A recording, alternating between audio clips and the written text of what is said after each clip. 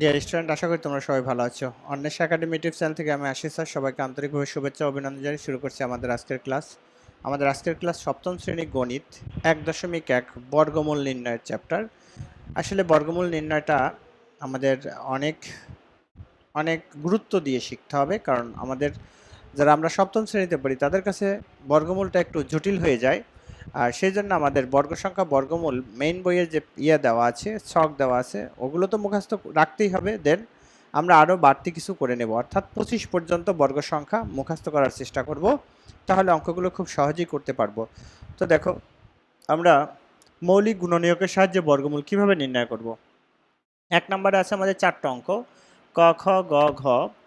এটার বেসিক, আমরা মৌলিক গুণনীয়কের সাহায্যে বর্গমূল নির্ণয় করতে হলে কিভাবে কি করতে হবে, আমরা 3টা স্টেপ পার করে আমাদের অঙ্কের রেজাল্টটা বের হবে। এখন হয়তোবা আমাদের 3টা স্টেপ দেখে একটু জটিল লাগতেছে, কিন্তু না, অর্থাৎ আমরা অঙ্কের মধ্যে যে কাজগুলো করব সেই কথাগুলোই এখানে তোমাদের জন্য আমি লিখে দিয়েছি, যাতে করে তোমরা বুঝতে সহজ হয়। যেমন প্রথম ধাপে প্রথমে প্রদত্ত সংখ্যাটিকে মৌলিক গুণনীয়ককে বিশ্লেষণ করতে হবে। প্রথমে যে সংখ্যাটা আছে এটাকে মৌলিক গুণনীয়কে বিশ্লেষণ করব। তাহলে মৌলিক গুণনীয়ক, মৌলিক সংখ্যা কাকে বলে? যে সংখ্যাকে ভাগ করলে শুধুমাত্র এটার মধ্যে এক এবং ওই সংখ্যাটা দিয়ে ভাগ করলে মিলবে, আর অন্য কোনো সংখ্যা এটার মধ্যে ভাগ করলে মিলবে না, তাই হচ্ছে মৌলিক গুণনীয়ক। যেমন 2 রে 2 দিয়ে ভাগ করা যায়, 1 দিয়ে ভাগ করা যায়। 3 রে 3 দিয়ে ভাগ করা যায়, 1 দিয়ে ভাগ করা যায়। 6কে কিন্তু 3 দিয়েও ভাগ করা যায়, 2 দিয়েও ভাগ করা যায়, তাই এটা মৌলিক, অর্থাৎ 6 মৌলিক সংখ্যা হবে না। তাহলে দেখো, আমরা প্রথমে আমাদের এই 1 নাম্বার পয়েন্টে যে আলোচনাটা আছে তার উপরে আমরা কি করতে পারি। ক নাম্বার 169, তাহলে এটার মৌলিক গুণনীয়ক, অর্থাৎ আমরা এই সিঁড়ি পদ্ধতির ভাগ করব। 1 দিয়া দিতে পারো, না দিলেও কোনো অসুবিধা নাই। এখন 13 গুণ 13 করলে 169 হয়। তা এখানে আমরা কি পেয়েছি? 1 আমাদের লেখার দরকার নাই, তারপর যেহেতু আমরা ওখানে 1 দিয়েছি এটাও দেই। তাহলে দেখো, এখানে 1 পেয়েছি আর 13 গুণ 13 পেয়েছি। তাহলে 13 গুণ 13 যদি পাই, এই ক্ষেত্রে আমার মৌলিক গুণনীয়ক কি? 13 এবং 13।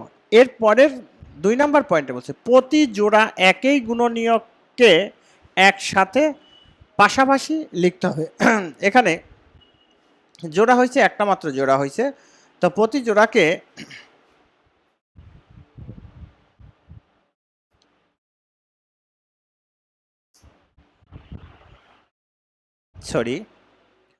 প্রতি জোড়া থেকে, এখানে বলা হয়েছে প্রতি জোড়া, এখানে যেহেতু 13 গুণ 13 একটা জোড়া হয়েছে, প্রতি জোড়া থেকে দেখো প্রতি জোড়া একই গুণনীয়ক একসাথে পাশাপাশি লিখতে হবে। তাহলে প্রতি জোড়া গুণনীয়ক একসাথে আমরা পাশাপাশি লিখছি, 1 আর কোনো 1 নাই, এই জন্য 1 লিখছি। তারপরে 13 গুণ 13, দেখো 13 আর 13 সমান, এই জন্য প্রতি জোড়া আমরা পাশাপাশি লিখে নিয়েছি।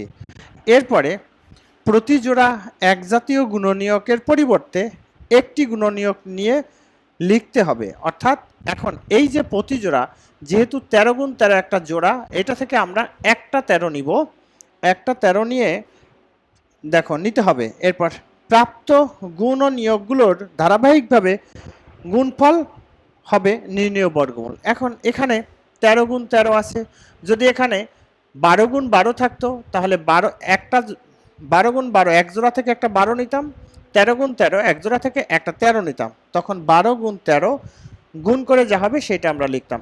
এই কথাটাই ওখানে বলা হয়েছে। তাহলে দেখো, এখন আমরা এটার বর্গমূলটা কিভাবে লিখতে পারি, যে এভাবে লিখব, 159 এর বর্গমূল 169 সমান সমান কত আমরা লিখব, অর্থাৎ 13, প্রতি জোড়া থেকে একটা নিব। তাহলে এই হচ্ছে আমাদের বর্গমূল। তাহলে এখন দেখো যে এখানে এত এর বর্গমূল আমরা একটা সংখ্যা পাইছি বিধায় এভাবে লিখতে পারছি। আমরা এভাবে যদি না লিখি, দেখো এভাবে যদি না লিখি 159 এর বর্গমূল, তাহলে আমরা এভাবে সুতরাং দিয়ে 159 এভাবে লিখব। তাহলে এখান থেকে আমরা এটার বর্গমূল করলে কত হয় 13, একটা জোড়া এভাবে নিতে পারি। এই যে বাংলায় লিখছি এত এর বর্গমূল, এই কথাটাই এখন যখন এখানে রুট বর্গমূল চিহ্ন দিছি তখন এইটাই কিন্তু এখন বর্গমূল চিহ্ন হয়ে গেছে।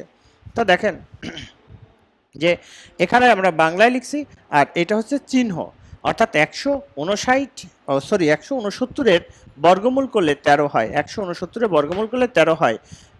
এভাবেও লিখতে পারবো আমরা, এভাবেও লিখতে পারবো, আমাদের যেটা আমাদের কাছে সুবিধা হয় আমরা সেভাবেই লিখব। তো ডিয়ার স্টুডেন্ট দেখো, এই হচ্ছে আমাদের ক নাম্বার অঙ্ক। তা কয়ের উত্তর হলো কত? কয়ের উত্তর হবে 13।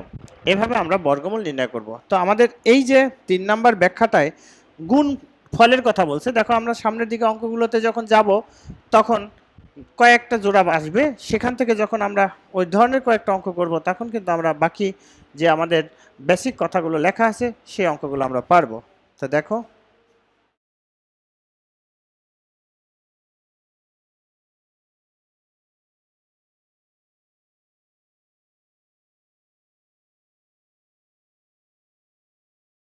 খ নাম্বার 5 2 9, প্রথমে কত দিয়ে দেবা?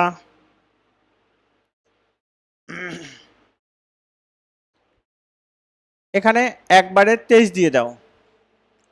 23 গুণ 23 করলে হয় 529। এখন লিখবা এখানে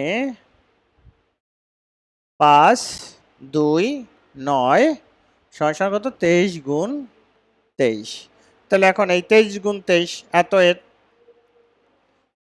বর্গমূল কত হবে দেখো, লেখো। সুতরাং 5 2 9 এত এর বর্গমূল, এত এর বর্গমূল কত হবে? এত এর বর্গমূল 5 2 9 সমান সমান কত? একটা জোড়া নিলেই হয়ে যাবে 23। একটা জোড়া নিয়ে আমরা 23 লিখবো, এটাই হচ্ছে এটার উত্তর। তো দেখো আমাদের এই যে বেসিক কথাটা লিখছি এ কারণেই কিন্তু এই এখানের মানে অঙ্কটা খুব সহজভাবে আমরা বুঝতে পারছি। তো আসলে আমাদের এই বর্গমূলটা আমরা মানে 7-এ করব, আবার 8-এ যখন যাব, 9-এ যখন যাব সেখানে এরকম কোনো চ্যাপ্টার থাকবে না। 9-এ আবার আমাদের মূলদ অমূলদের একটা চ্যাপ্টার আছে, সেখানে কিন্তু আমাদের এই বর্গমূলের টোটাল বেসিক কনসেপ্টগুলো তোমাদের লাগবে। তো তোমরা এ কারণে ক্লাস 7-এ খুব ভালো করে শিখে নেবা, তাহলে দেখবা আর কোনো সমস্যা হবে না। তো ডিয়ার স্টুডেন্ট, আশা করি তোমরা খ নাম্বার অঙ্কটা বুঝতে পেরেছো। এখন আমরা যাব আমাদের আজকের লেকচারের গ নাম্বার অঙ্কে।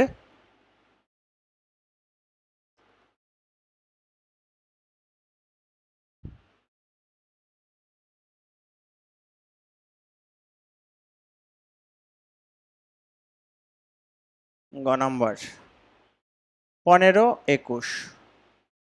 দেখো প্রথমে 3 দিয়ে দাও, 3 5 15, 0 3 7 21, 507। তারপরে আবার 3 দিয়ে দাও, 3 1 3, 4 5, 3 6 18, 19 20, 27, 3 নং 27, 169, তার মানে 13, 13 গুণ 13 169। এখানে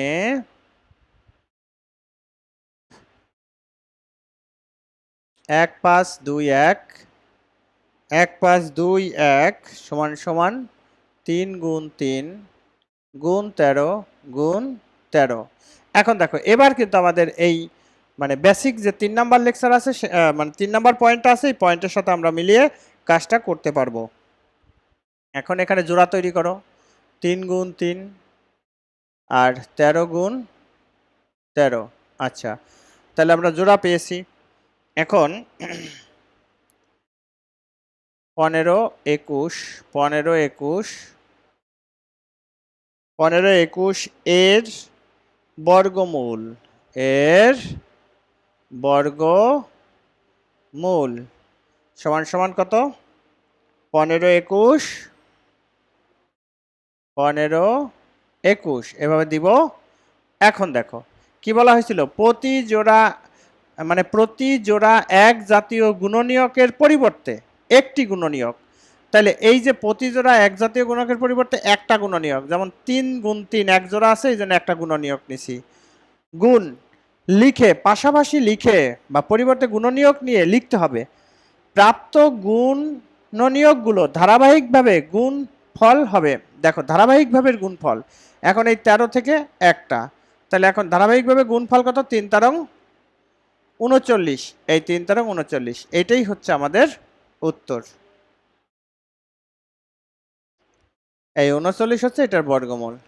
তো আশা করি তোমরা এখন এই যে বেসিক ব্যাখ্যার সাথে এখানের এই অঙ্কগুলো খুব ভালো করে এবার বুঝতে পারছো। দেখো, প্রথমে পদার্থ সংখ্যাটিকে মৌলিক গুণনীয়ককে বিশ্লেষণ করতে হবে, প্রতিজোড়া একই গুণনীয়ককে একসাথে পাশাপাশি লিখতে হবে, তারপর প্রতিজোড়া এক জাতীয় গুণনীয়কের পরিবর্তে একটি গুণনীয়ক যার ব্যাখ্যাটা আমরা এখন বুঝতে পারলাম, কারণ এর আগে আমাদের দুইটা গুণনীয়ক আসে নাই, জোড়ায় জোড়ায় দুইটা গুণনীয়ক আসে নাই দেখে আমরা হয়তো বুঝতে পারিনি।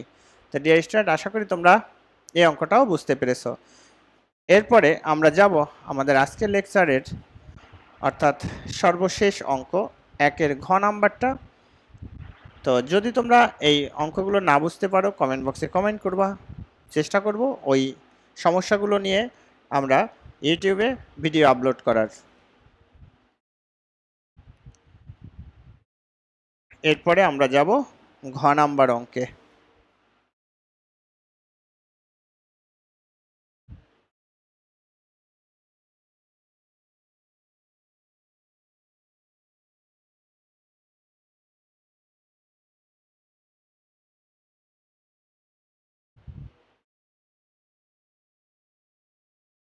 দেখো, এখানে 2 দিয়ে যাবে না, কারণ 5 আছে।